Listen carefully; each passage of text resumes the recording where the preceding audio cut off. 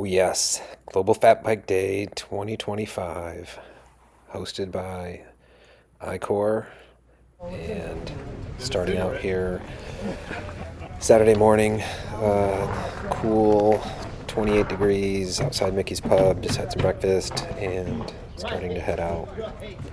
The route was mapped and led by Nate, and the first series took us through alleyways, some of which were pretty icy, so it was slow going for a while. I think I was the only one rolling on studded tires, so I was in good shape.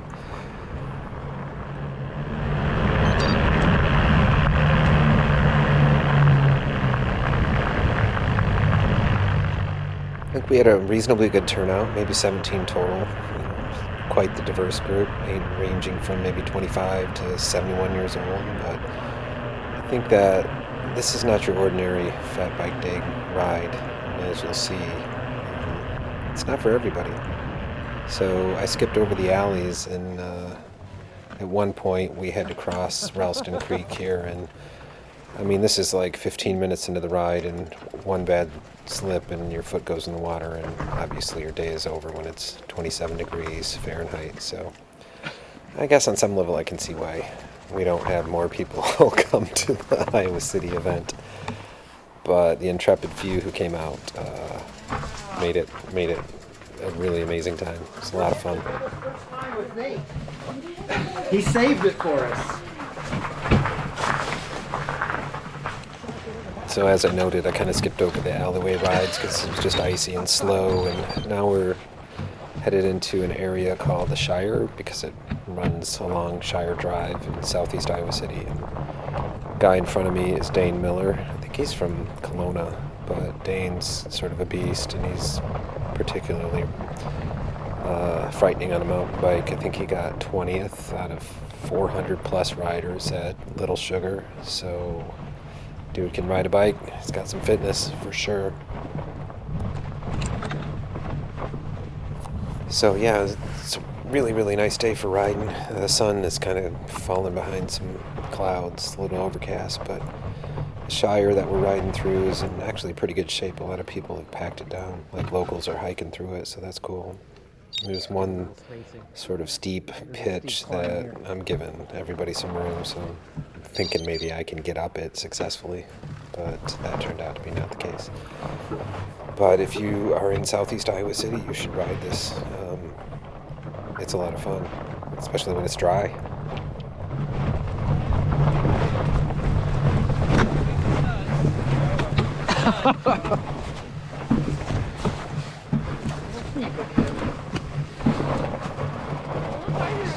Instead of the grass. So now we're just exiting some of that single track, and I'm leading us out, and with some twists and turns through some trees down here. Get onto some double track, and that takes us back towards Iowa City, north of the soccer fields. So, whoa, yeah. And yeah, now out here onto the double track, and now I'm riding behind Chris Hansen, and we're coming up on a sweet old boy, sweet dog, and his mom out for a walk. Very friendly. Wondering who's in his domain. Yeah, no, it's fantastic. Plus, you made a little trip. Thank you. have a good walk. Yeah. So just continuing on and through some packed down stuff that the hikers have been on. The thing about riding in snow is if you get offline, boom, you're done. Come to an immediate stop. So sneaking around Chris, and this is another area. It's kind of single/double track. It's single track right now, but I start to like apply a little pressure to the pedals, get it up to full speed, full blast, 12 miles an hour, like 300 plus watts. So just give you an idea of like how hard it is to ride in the snow. And I totally forgot about this last pitch that climbs out. I don't know, it gets up near 15%, I think, at the top, and yeah, just cruising at 5-6 miles an hour, putting out all the watts I can.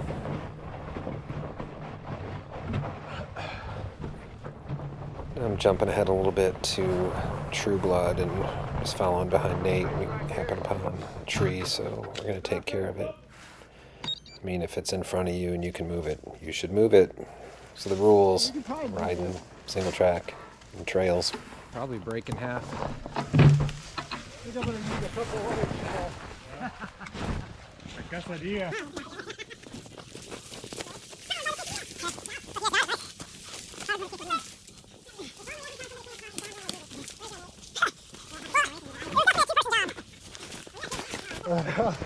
All right, mission accomplished, and the chipmunks. Chipmunks are done. So this is a sort of flat section of True Blood, and then it drops in and starts to get a little bit twisty. And True Blood is actually really great for people who are totally comfortable on single track. It's a great place to come back and get some time in the saddle. You know, shifting your weight around over the bike. Because it's totally flat. It's not like you got these big drops and big climbs and stuff like that. And I'm just like cranking here, trying to catch back up to Nate. He's just too efficient on a bike. Can't stand it. But we're gonna wrap around, and we're coming up on our first rest stop. And the rest stop, I didn't really get any video of, but there's pictures on social media, so you can use your imagination, or just come join us in 2026 and see what it's all about. Basically, we're just climbing our way out of True Blood. There's a couple of little tiny pitches, but again, you know, in the deep snow, if you get offline like Al there, you're just come to immediate stop. But we're going to jump well ahead. Now we're in the Peninsula system, and if you've seen any video, any stupid video that I've made, you know about Peninsula and how challenging it is. In this section in particular, right there to the left is a huge drop down to the riverbank, maybe about 15 feet, so it's really narrow. Exhilarating, I guess you might say. But I gave Chris a bunch of space to make sure he cleared it all right, and he certainly did. Now I'm just trying to catch back up to him.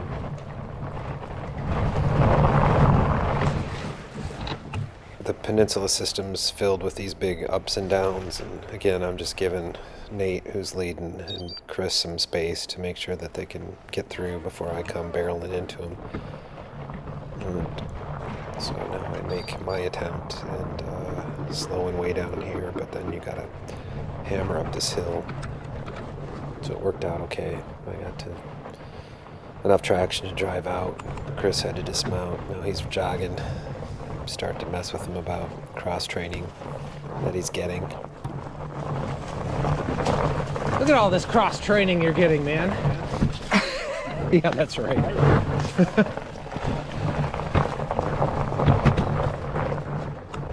So now I'm jumping ahead just a little bit further in Peninsula, and I'm behind Nate, climbing up a hill, and it ducks down, and then you have to sort of squeeze under this big fallen tree. Yeah, you gotta duck.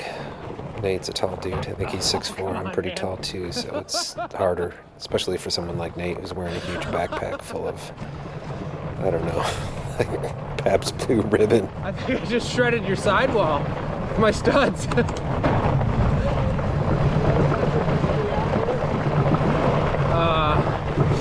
Not that one. There's another one. Oh, you did take it out. Yeah.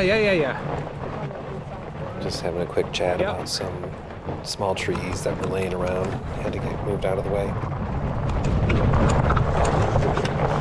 Oh. You shouldn't believe this ride.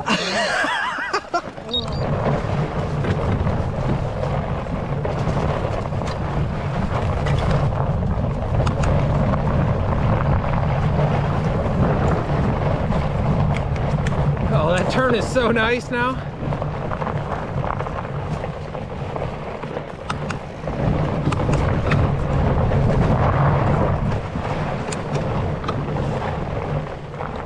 Coming up on one section where it's my most favorite, my least favorite, depending on the direction. This is my most favorite direction.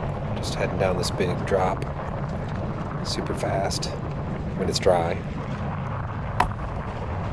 Oh yeah.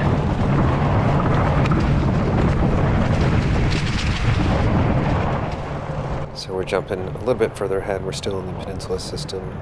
just about to exit, and now I'm riding behind Alex Boomeyer, who is a huge advocate for cycling in the Iowa City and Coralville area, and promotes Core 4. He's a high-energy guy, ton of fun to ride with, fun to hang out with, great guy.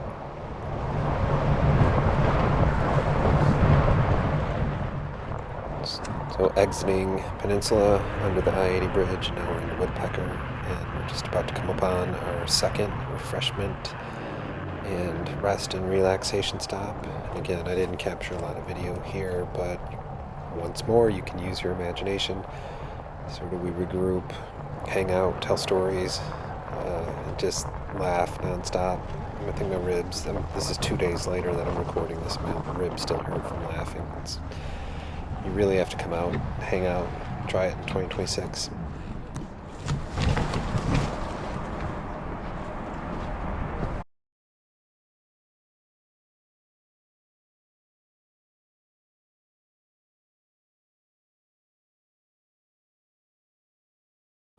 All right, with that behind us, we're rolling again. Again, I'm back in, tucked behind Chris Hansen.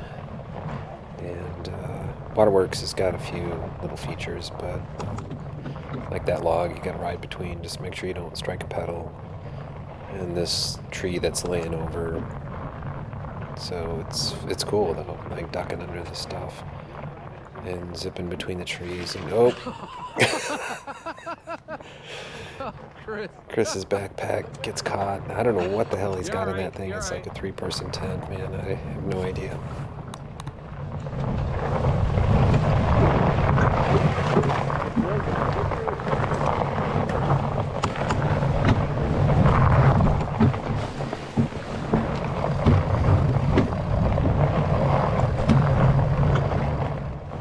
So up ahead is another cool feature that has been put in place. You can ride over this fallen tree. Took the root ball and raked some dirt down to make it smooth and rideable. So should give that a go too. It's easy to do. It's not that challenging. And I think this is my favorite part of the new game trails we've been riding. So you sort of squeeze between a lot of trees. It's a little bit off camber. And when you're coming through here pretty fast, it's exhilarating. It's cool to hammer. You just got to watch the little trees. Pretty flat, not too steep. Certainly, Waterworks is really flat. There's a couple of little mounds of dirt that you bounce over, but it's cool. You got to get down there and ride it.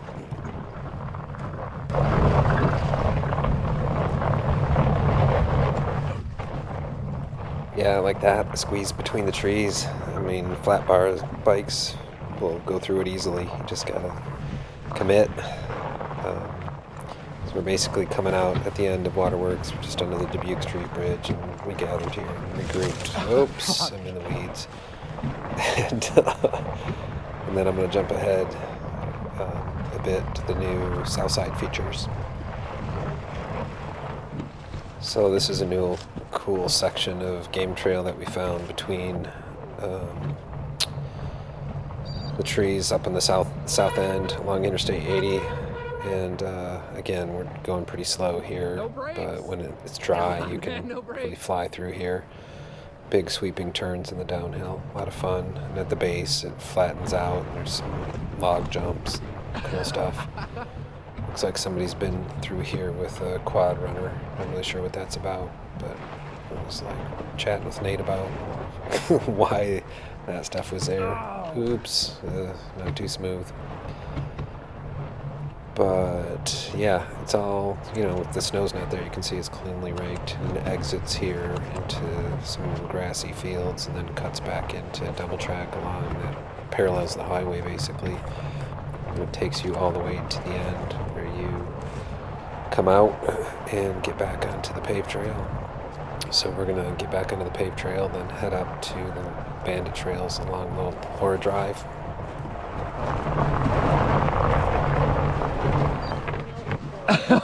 Yay! It'll be easy for the last person. Basically, nobody's ridden this stuff, and so we're just joking about how this is going to be a lot harder than the other stuff we've ridden today, which has been pretty hard. As soon as you get So I'm following behind Mike Frazier from iCore. We're laughing about how easy it is to basically just almost hit the deck at any time.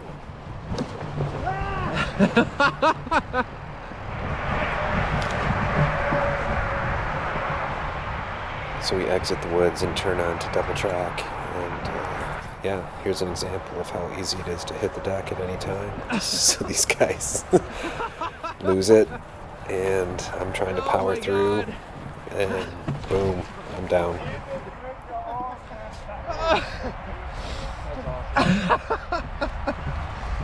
Oh, I can't unclip. Did you hand? Oh. Some heavy features under there. That's my ankle. I'm sorry. Yay!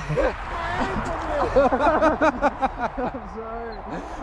Yeah, I was completely locked into my pedal, and I don't know why I couldn't get out. I have them set so loose, just couldn't do it.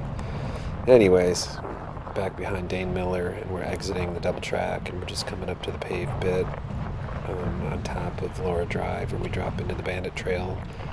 I unfortunately didn't get any of that, but it's another place to regroup, so we kind of huddle up here again one last time before we finish the ride out.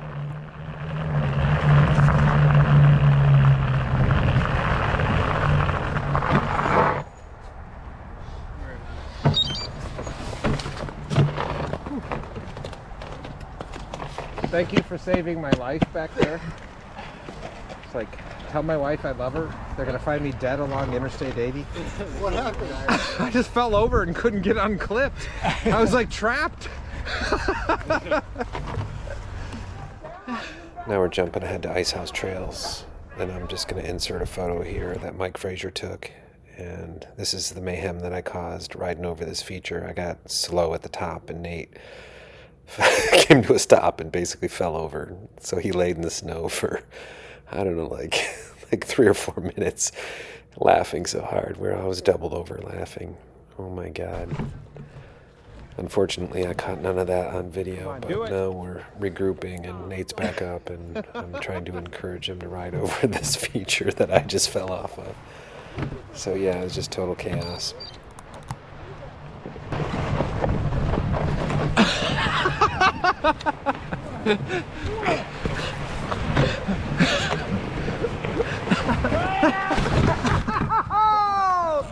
Shoulder first. Go, go, go. Go, go, go, he says. All right, eventually I got back up. We finished out the ice house, and now we're along Dubuque Street, basically along the river near the frat houses. I'm going to drop down into basically some bushes and just freestyle our way back to the trails to get back south to our destination. Right, there is no trail, believe me.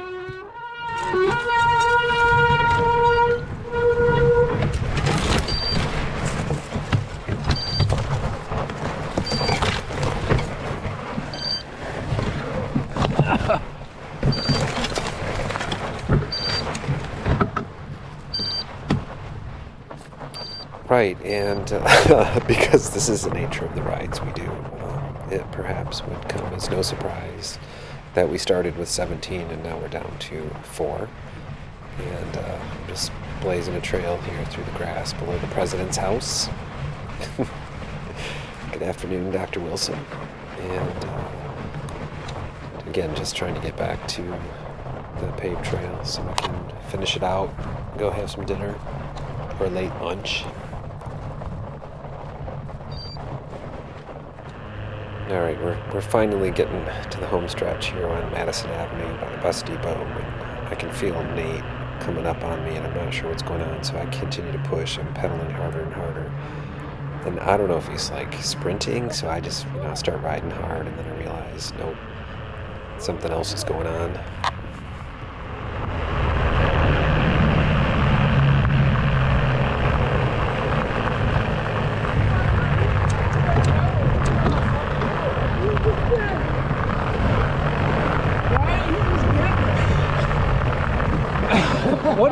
What did you put on me, man? Oh, burrs. God damn. Yeah, so Nate had a handful of burrs and he was trying to plaster them to my back, but I kept pedaling away faster and faster, so he never had a chance.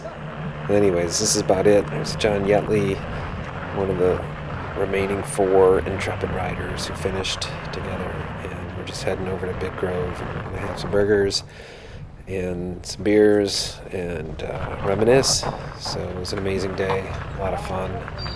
Thanks Icor and Mike Frazier for hosting and sponsoring, and thanks Nate for mapping out a great trail. And yeah, look forward to 2026, and I think you should be looking forward to 2026 as well. You never know, man.